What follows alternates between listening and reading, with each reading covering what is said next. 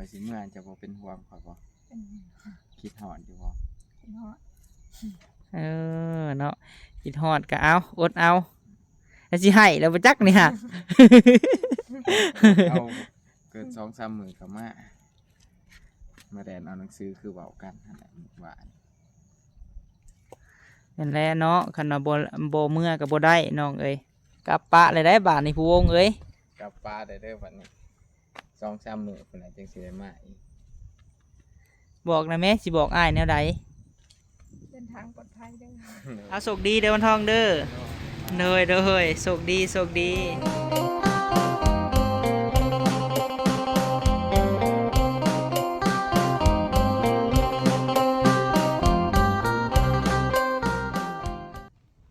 เอาพี่น้องเนาะกับทักไทยสบายดีพ่อแม่ป้าลุงเนาะ FC สุขุสุคนเด้อพี่น้องเด้อเนาะพบพ่อกับบ่าวพามีบรรยากาศช่วงตอนเศร้าๆพี่น้องเอ๋ยเนาะตอนเศร้าที่สดใสพี่น้องเอ๋ยเนาะโดยเอาพบพ่อกันมื้อนี้พี่น้องเอ๋ยบ่าวพามีมาตั้งแต่เศร้าๆเนาะมาเฮือนชานทางไปตู้ค่ำพี่แหละพี่น้องเอ๋ยเพราะว่าเมื่อคืนนี้เนาะทางน้องวันทองกับน้องแหล่พี่น้องเนาะเพิ่นเข้าไปหาบ่าวพามีอยู่เฮือนพี่น้องเอ๋ยมาเมื่อนี้น้องเพิ่นสิขอลากลับบ้านเนาะกลับพุ่นแหละบ้านเมืองโคงจำปาสักพุ่นแหละพี่น้องเอ๋ยไปเฮ็ดเอกสารเนาะเรื่องแต่งงานเพิ่นหั่นแหละพี่น้องเอ๋ยเนาะจดทะเบียนสมรสหั่นแหละเนาะโดยมื้อนี้เฮากลับมาแต่เช้าเพราะว่าน้องเพิ่นสิเดินทางกลับพี่น้องเนาะจักหน่อยว่าน้องเพิ่นหาไปส่งอยู่คิวรถสวรรณเขตเฮาพุ่นแหละพี่น้องเอ้ยโอ้โถสบายดีเด้อผู้วงเด้อโดยเขามาแต่เช้าแล้วน้องแห้งเช้าเนาะ มาแต่เฮิงเติบแล้วบ่ โดยมาแต่เช้าแล้ว โดยโถมันทองเพิ่นยังอัน เห็ดกินบ่หรือว่าจังใดพี่น้องเอ้ย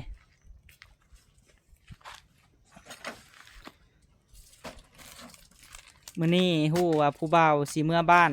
เขามาแต่เช้าแท้นอนรับอยู่บ่คืนนี้ รับอยู่ รับอยู่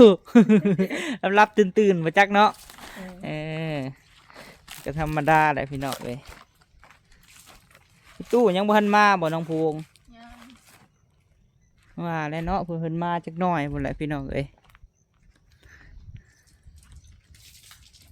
ทางสร้างเพิ่นยังล้างหน้าอยู่พี่น้องเอ้ยบ่พอมีมาแต่เช้าโพด สบายดีเด้อสั่งเปลี่ยนเด้อโดยว้าพี่น้องเอ้ยมาเศร้าอยู่ย่างบ่ทันน้องทรายว่าและรถเสาแหล่เพิ่นกับมันเข้าเมืองบ่ได้แหละพี่น้องเอ้ย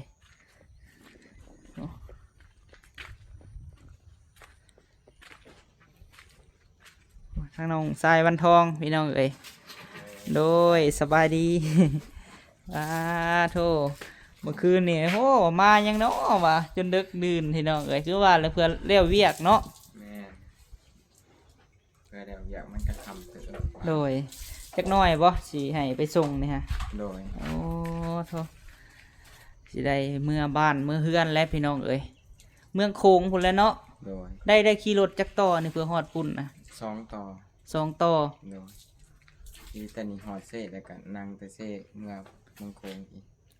นั่งรถจากสวรรณเขตเนาะไปฮอดปากเซพี่น้องเอ้ยหลังจากหันกะจ้างรถแต่ปากเซไปเมืองโคง โดย ถือว่าเดินทางไกลอยู่ เดินเดี่ยวเลยเนาะ โดย โดยโอ้เอามาเบิ่งก่อนวันทองเอ้ยติดกระเบื้องพี่น้องเอ้ยโอ้ถือว่างามอยู่พี่น้องเอ้ยตัวนี้ฮะก็ได้ครึ่งหนึ่งบ่วันทอง แม่นตัวนี้นี่เขาอยากแต่ตัวตัดเศษมันใช้ โอ้โดยข้างนี้เนาะ แม่น พอดีเลยสั่งเปลี่ยนกระลุยแมันบ่ทางพี่กระได โดย เอาคอยไปคอยมาเนาะทางนั้นกระได พุ่นละสิทานประมาณจักโมงนี่8 โมงบ่รถนะ ประมาณ โดยสิประมาณหอบบ่ายพุ่นละเนาะวันทอง โดย ไกลเติบอยู่พี่น้องเอ้ยบ่ได้เมารถติ โดย เป็นเมารถคือข่อยนี่ไปไกลบ่ได้ดอกเนาะตอนแรกก็จะเอา500ลักบ่ ป ประมาณ500 กว่าลัก จากสวรรค์ไป แม่น โอ้นึกว่าไกลพอสมควรอยู่พี่น้องเอ้ยโธ่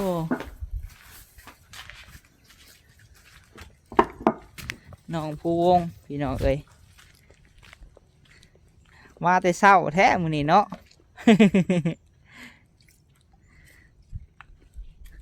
โอ้น้ำหาคันไดใหม่ที่เป็นอันนี้บ่วันทอง แม่นคันโดนๆแล้วมันก็ใส โอ้ ได้สักประมาณได้3 ฟุตจนมันจังใส 3 ทาง แม่น มันเนี่ยอยากเป็นสีอันนี้อยู่เนาะ โดย ของเพิ่นก็เป็นบ่หรือว่าแนวใด เป็นคือกันเพราะว่าดินเป็นดินทราย ดินทรายเนาะ โดย อันจักแลเพิ่นบ่พันมีใดมีโปมเนาะเพิ่นมีแต่โยกเอาเนาะ โดย ถ้าว่าเพิ่นมีอันใดคือของเฮานี่จักว่าสิเป็นคือกันเพราะว่าเพิ่นก็มีแต่โยกเอาแล้วมันได้บ่หลายเนาะ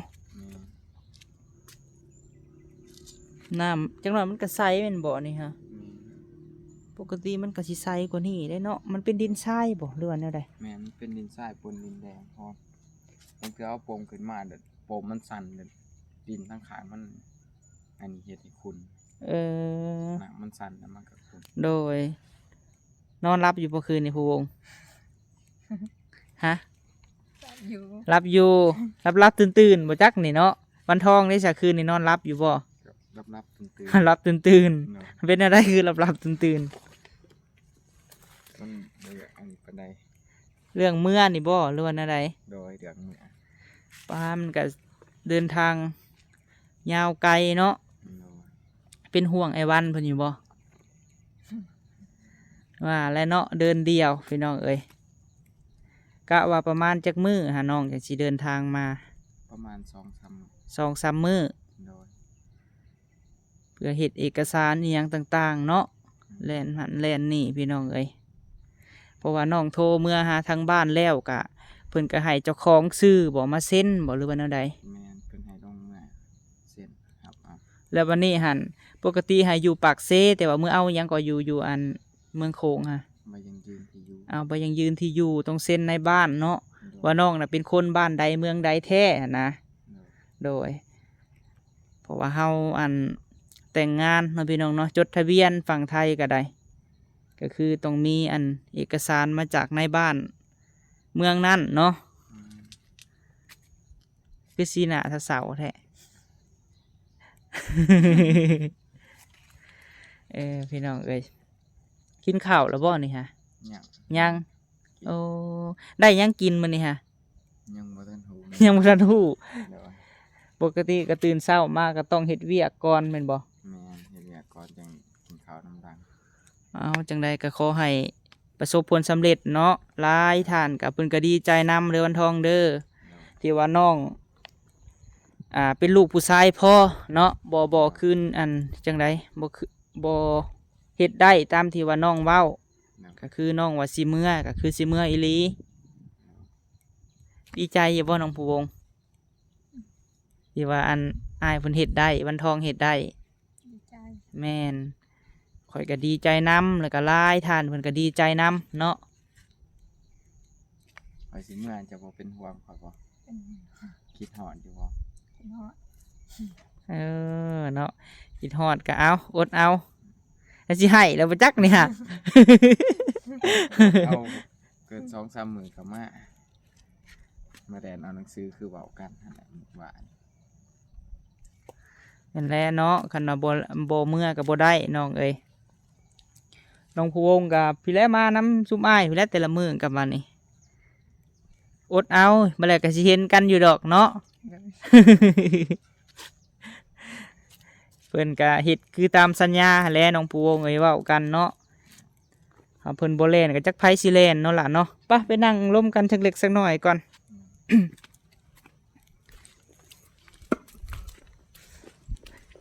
แม่ตู้เพิ่นวันอะไรให้แม่ใหญ่อยู่บ้านพุ่น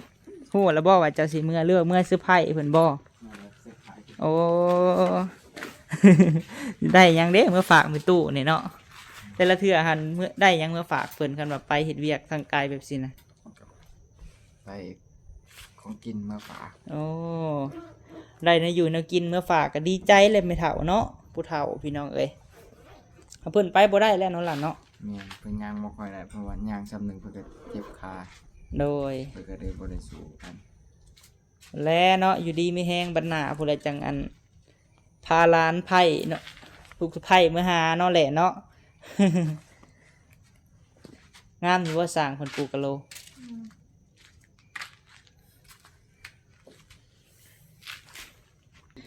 โอ้ทางสร้างพี่น้องเอ้ยยิ้มเป็นแป้นเนาะสร้างเปลี่ยนกับพี่น้องเอ้ยทางนั้นเด้เนาะทางนั้นนั้นบ่ได้คิดอีกบ่ทางนั้นนะ บ่ บ่ คิดอ่ะ อยู่นก่อนเนาะ แม่น เออ พูดนี่แหละอยู่ก่อน อยู่ก่อนแล้วว่ะพี่น้องเอ้ย โดยอ้าวซะเนาะสู้ต่อไป ขอให้ความฝันทุกสิ่งทุกอย่างเนาะที่ตั้งเป้าหมายไว้พี่น้องเอ้ยแล้วขอให้ผ่านพ้นไปเนาะผู้วงเนาะขอให้ราบรื่นพี่น้องเอ้ยวันนี้หลังจากกลับมาแต่พุ่นแล้วเวียกแล้วงานทั้งพี่กะเคลียร์เวียกงานเฮาเนาะล่ะเนาะตอนนี้ก็อยู่ในระหว่างยังข้างคาอยู่พี่น้องเอ้ยมื้อนี้แหละสิไปหาไปถามหมอเนาะหรือว่าไปให้เพิ่นไล่มือไล่ยามเบิ่งว่า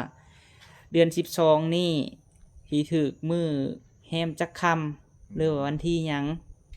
และอ้ายก็จังสิแจ้งเด้อผู้วงเด้อเพราะว่าแม่ตู้คำก็ให้อ้ายหามืองามยามดีให้หาหมอสูตรหมอพรพี่น้องเอ้ย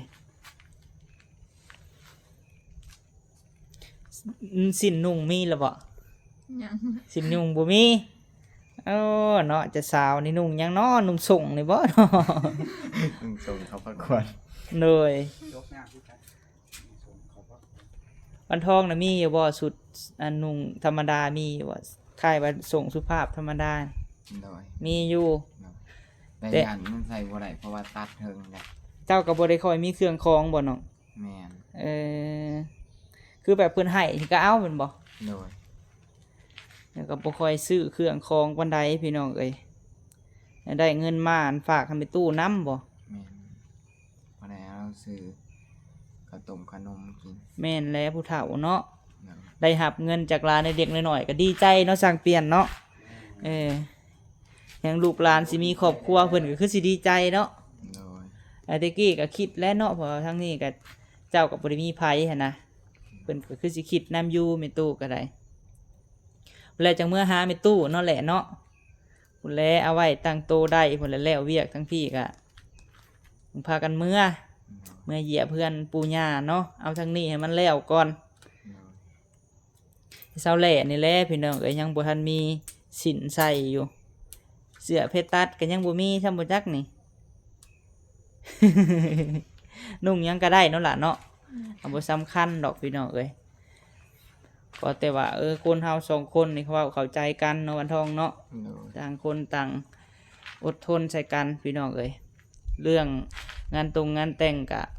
ธรรมดานี่แหละพี่น้องเอ้ยพาเข้าน้อยๆเนาะมีเฒ่ามีแก่พี่น้องเนาะแต่ก็สิบอกทางบ้านเลยบอกวันทอง โดย ถ้าว่าไผมีไผแน่สิอยู่ทางบ้านนั่นนะแบบใกล้ชิดกัน บ่ค่อยมีหมู่ โอ้ บ่ได้สู่ไปเด่นใส่แล้วก็บ่มีคนรู้จักหลาย แบบบ่ได้มีหมู่มีพวกบ่ โดย อืมมาเห็นน้องผู้วงครั้งแรกกะอันนั้นโลดเนาะถึกตาต้องใจโลดพี่น้องเอ้ยแต่ทางผู้วงกะบ่เคยลมผู้บ่าวจักเทื่อ สมก็ว่าฮักแรกพบเนาะ ทั้งนั้นก็บ่เคยมีผู้สาวบ่วันทอง บ่ เฮ็ดเวียกไปแล้วก็แบบวนแต่ว่าแต่นำเวียกแมันบ่ แม่นวนแต่น้ำเบียกบ่ค่อยได้วนน้ำผู้หญิงเลย เฮ็ดแต่งานอย่างเดียว ผู้วงก็บ่ค่อยล้มไผแม่นบ่มาเห็นกันครั้งแรกก็เอ้าพี่น้องเอ้ยฮักแรกพบแน่แบบซี่แหละ มาเห็นเฮือนไม่เท่าคำไม่เห็นเฮือนเป็นตู้คำบ่พอฮอดใจเนาะพี่น้องเนาะได้เมียบาดนี้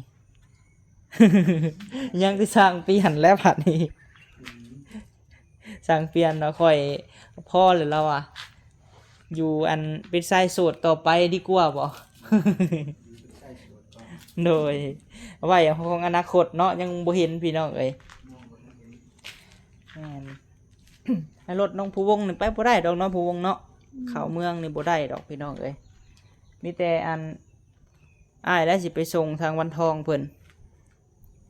คิวรถสวรรค์หมวกกันน็อกเขานี่สิไปยืมน้ำไผเนาะอันหนึ่งเนาะอย่าตำรวจและนี่ปกติยามเช้านี่เขาลัดได้ เอา ไปหายืมเอาทางหน้าพุ่นแหล้วเนาะอันนั้นบ่มีหมวกกันน็อกนี่เขาลัดแล้ววันทองเลยไปยืมนะซาเลมบอก ยืมน้ำเช้าแล้ว โดยพวงถ่าอยู่นี่เด้ออย่าหายเด้อ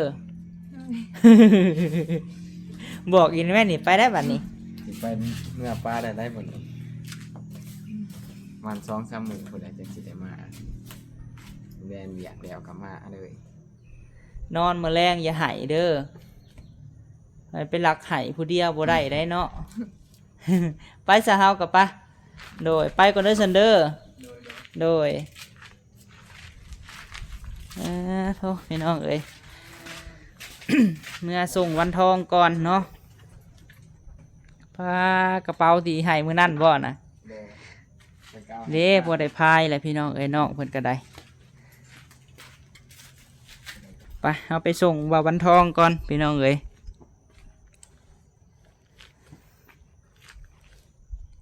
ตอนเช้านี่มีตำรวจแล้วเนาะตั้งด่านและตอนเช้าวันคานซ้ำมื้อนี้รถมอเตอร์ไซค์คู่ใจเฮานี่แหละพี่น้องเอ้ยเนาะไปไสก็ได้อาจสิให้ผู้วงไปส่งบัดคือสิบ่กล้าขับเข้าเมืองพี่น้องเอ้ยพี่น้องเอ้ยเนาะกลับปะเลยได้บาทนี่ผู้วงเอ้ย กลับป้าได้เด้อบัดนี้2-3 มื้อพุ่นแหละจังสิได้มาอีก บอกนะแม่สิบอกอ้ายแนวใด เดินทางปลอดภัยเด้อ โดย เด้อเฮ้ยไปซะเนาะให้วันทองครับเอาไปเอาอันนั้นเฮือนเออแหลมก่อนไปอันยืมหมวกกันน็อกน้ำเออแหลมก่อนเพราะว่าจะได้มาได้อผู้วงเด้อโดยเอาเพิ่นไปส่งไปคือสิไปบ่ได้ดอกพี่น้องไอ้รถเราก็ได้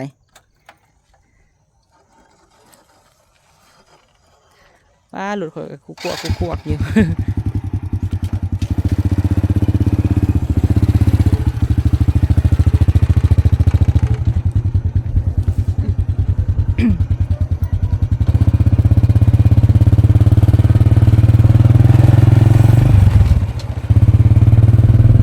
ก็สิแล้วเลยเนาะเฮือนเพิ่นใกล้นี่กันพี่น้องเอ้ยคันเมื่อประมาณรอบเช้านี่จักโมงฮอดวันทอง 12 โมงบ่เลยน้องก็สิเมื่อปักเมืองโคงเลยบ่ มาแต่2 คนเลยมาหายาก บ่ฟ้าวปานนั้นก็ได้น้องเอ้ยอันเมื่อหาเพิ่นก่อนก็ได้ ยันมันบ่ทันบ่ ว่าเขางานกับว่าเขาเรียนหนังสือให้เราอย่างมันต่าง เพื่อเพิ่นเซ็นหันเซ็นนี่ให้เนาะ มาหมด โดยเดี๋ยวไปเรือนอันดองแรมก่อนพี่น้องเอ้ย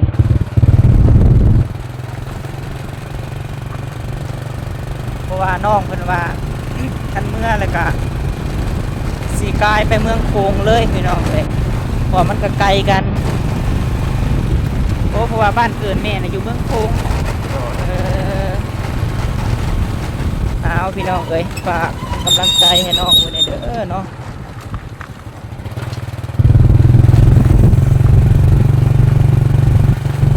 เราไปไกลกันเนาะเงินตุคำมาหาพี่กัน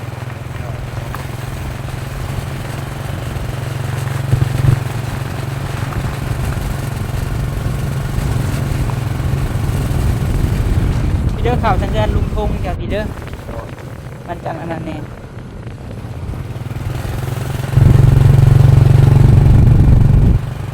ได้ขี่รถ2 ต่อผู้ได้พี่น้องเลยเนาะจังหวัดบ้าน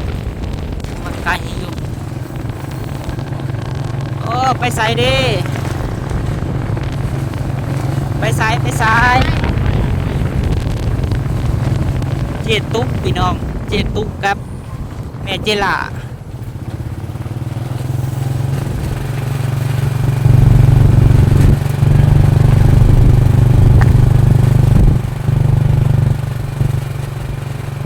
เป็นบ้านคนมาแล้วแค่นี้เนาะเพื่อนโมเดิร์นทรงมากับงามเลยพี่น้อง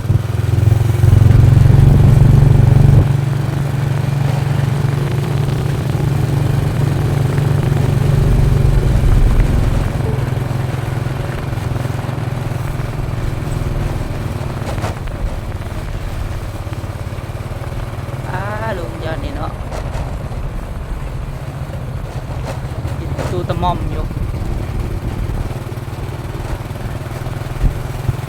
มีอยู่บ่หมวกกันน็อกนี่เนาะ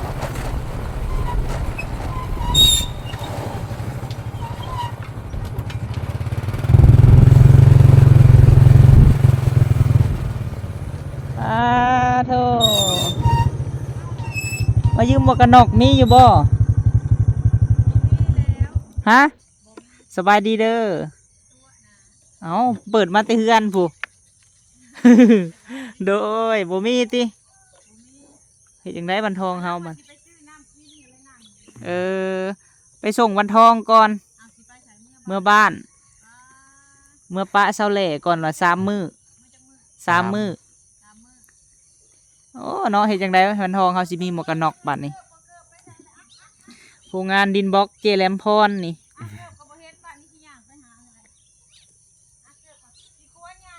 โอ้สบายดีเด้อดองแหลมพาวันทองไปส่งอยู่คิวรถก่อนไปส่งคิวรถแมนเมื่อจากมือก่อน3 มื้อแมนประมาณ3 มื้อ3 มื้อน้องผู้วงว่า3 เดือนได้แล้วปะเมื่อเห็นมึงหาเงินบ่เอาเงินบ่เมื่อเอาหนังสือเอาหนังสือเด้ใบยังยืนที่อยู่กับหยังกับซัมมโนครัวแมนเอาว่าเป็นคนบ้านใดเมืองใดสินะโดยใบดีก่อนสบายดีเอามาหน่อยเมื่อคืนก่อนนี่ป้าเฮากับวันทองไปก็ได้แสลมเด้อโดยป้าพี่น้องเอ้ยเนาะเดี๋ยวพบพ่อกันอยู่พุ่นแหละคิวรถพุ่นแหละพี่น้องเอ้ยป้าพี่น้องเนาะตอนนี้เฮากลับมาฮอดนี่แหละพี่น้องเอ้ยใกล้สิฮอดคิวรถสวรรค์แล้วเนาะอยู่ตลาดสวรรค์ไส้พี่แหละพี่น้องเอ้ย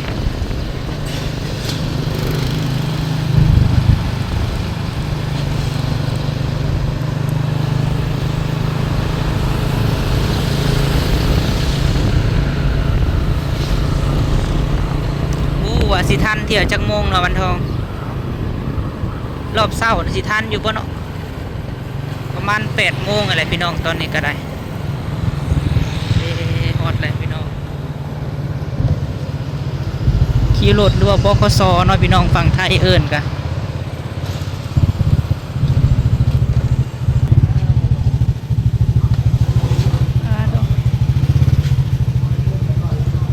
สุดคาคิงเลยเนาะวันทอง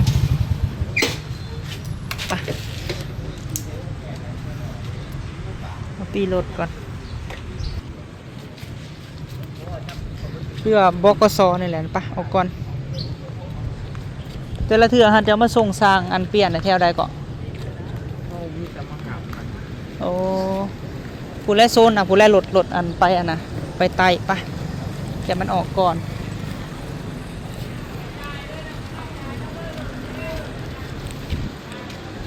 ผู้โซนนั่นคอยมาส่งเอื้อย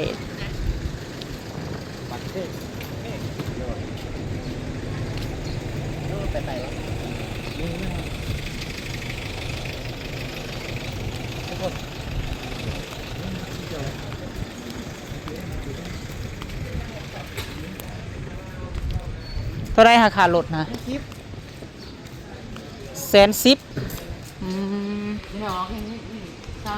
โดยเอาโชคดีเด้อวันทองเด้อโดยโชคดีไปซะพี่น้องเอ้ยเนาะโดยพบพ่อคลิปหน้าได้พี่น้องเด้อเนาะมาส่งวันทองเนาะไปพี่น้องเอ้ยสำหรับคลิปนี้ไปแล้วสบายดี